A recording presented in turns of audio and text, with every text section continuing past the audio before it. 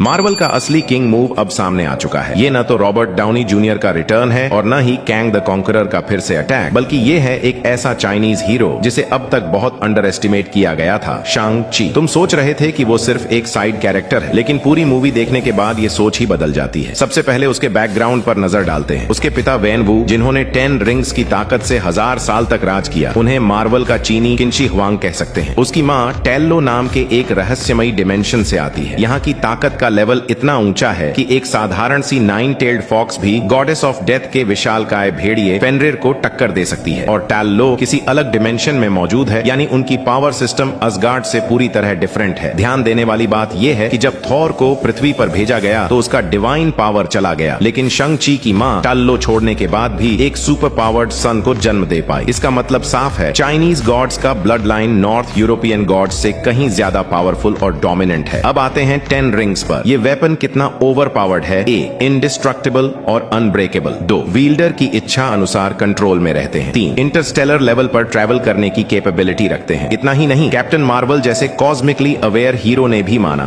कि उसने ऐसा कुछ पहले कभी नहीं देखा। और डॉक्टर स्ट्रेंज ने भी साफ कहा, ये हथियार हजारों साल से एग्जिस्ट कर रहा है, लेकिन किसी नोन सिविलाइजेशन से बिलोंग नहीं करता। कुछ संकेत बताते हैं कि ये सेलेस्टियल्स से जुड़े हो सकते हैं, लेकिन मूवी में इसे ट्विस्ट किया गया। ये रिंग्स एक मिस्टीरियस ऑरेंज एनर्जी छोड़ती है जो टाल लो की मैजिक से जुड़ी हुई है। इसका मतलब हो सकता है कि ये किसी चाइनीज एंशिएंट गॉड का क्रिएशन है। शांग ची की ताकत सिर्फ रिंग्स तक सीमित नहीं है। उसकी आंटी ड्रैगन आर्मी कंट्रोल करती है और उसकी बहन ने 10 रिंग्स ऑर्गेनाइजेशन को संभाल लिया है। अब कंपैरिजन करो, थॉर एंड खुद की पावर प्लस एसगार्ड की बची खुची army, doctor strange and supreme sorcerer plus Kamar Taj, Shang Chi and 10 rings plus dragon army and global terrorist network. ऐसे सेटअप के साथ अगर शांग ची को एवेंजर्स 5 के सेंटर में रखा जाए तो कोई हैरानी नहीं होगी। और सबसे बड़ा क्लू है एंड क्रेडिट सीन, एक मिस्टीरियस एलियन सिग्नल जो 10 रिंग्स की इंटरडिमेंशनल प्रॉपर्टी से जुड़ा है। ये सीधा हिंट है आने वाले मल्टीवर्स क्राइसिस की। ध्यान रखो, टेल्लो खुद एक इंडिपेंडेंट डायमेंशन है। इसका मतलब शांग ची शायद मल्टीवर्स ट्रैवल की असली चाबी बन सकता है। आने वाले वॉर में जब सारे हीरोज हताश हो जाएंगे, तब मार्वल को ये दिखाने की जरूरत पड़ेगी कि असली डायमेंशन ब्रेकिंग पावर क्या होती है। और शांग ची